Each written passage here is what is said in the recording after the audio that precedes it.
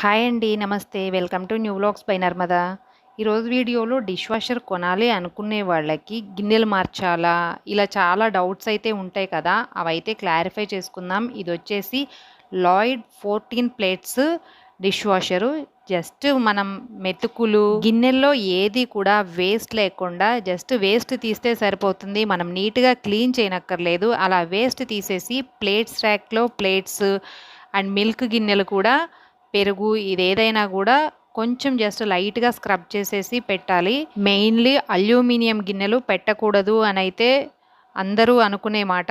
So, rice cooker గిన్నె కూడా ఇది 6 మంత్స్ నుండి యూజ్ చేస్తున్నదే. బ్లాక్‌నెస్ ఏమీ రాలేదు. యూజ్ చేసే డిష్ వాషర్ కూడా లాయిడ్. స్పూన్లు పెట్టుకోవడానికి సెపరేట్‌గా ర్యాక్ ఉంటుంది. ఏదైనా గూడా మనం డిషెస్ పెట్టేటప్పుడు కంప్లీట్‌గా బోర్లా పెట్టాలి రివర్స్‌లో. ఓపెన్‌గా పెట్టకూడదు.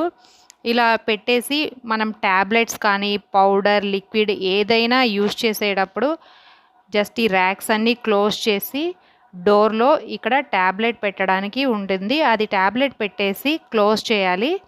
ఇప్పుడు ఇది మనం పెట్టిన డిషెస్‌ని బట్టి టైం సెట్ చేసుకోవాలి. అండ్ జిడ్డుగా ఉంటే ఎక్కువ టైము, లేదు జస్ట్ కొంచెమే ఉంది, జిడ్డు కూడా లేదు అన్నప్పుడు హాఫ్ అన్ అవర్‌కి అలా పెట్టుకోవచ్చు. Half an hour 130 minutes and 3½ hours ఇలా ఉంటుంది సెట్టింగ్స్‌లో.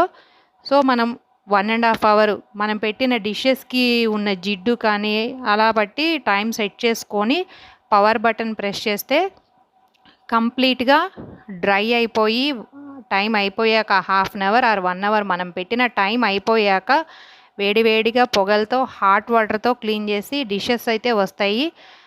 సో, మెయిన్‌లీ లోడ్ చేయటం అండ్ ఆపరేట్ చేయటం అందరికీ తెలిసిందే.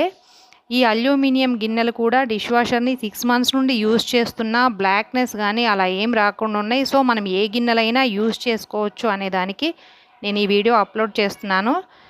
చూసారు కదా! గిన్నెలు రెడ్‌నెస్ కానీ, బ్లాక్‌నెస్ కానీ అయితే ఇప్పటివరకు రాలేదు. పాల గిన్నెలైనా, పెరుగు గిన్నెలైనా చాలా వరకు 99% పర్ఫెక్ట్‌గానే క్లీన్ అవుతుంది. అండ్ డిష్ వాషర్‌లో మనం చేసుకున్నట్టు క్లీన్ అవ్వదు అని ప్రాబ్లమ్ అయితే ఉండదు. నీట్‌గానే క్లీన్ అవుతుంది. ఎక్కువగా స్టిక్ అయ్యి ఉండే పెరుగు, పాల గిన్నెలు మాత్రం మనం కొంచెం స్పూన్‌తో గానీ, లేదు సోప్ పెట్టకుండా స్క్రబ్‌తో లైట్‌గా క్లీన్ చేసేసి పెట్టుకోవాలి. లేదంటే ఆ స్టిక్కింగ్ ఉండుద్ది కదా! ఎడ్జెస్ అయినా, లోపల పెరుగైనా అది కొంచెం పర్ఫెక్ట్‌గా క్లీన్ అవ్వదు. లైట్‌గా పైపైన తీసేసి పెడితే మాత్రం బాగా క్లీన్ అవుతుంది. ఫ్రెండ్స్, మీకు ఈ వీడియో నచ్చినట్లయితే ప్లీజ్ లైక్ చేయండి, షేర్ చేయండి. మరిన్ని వీడియోస్ కోసం ఛానల్‌ని సబ్స్క్రైబ్ చేయండి.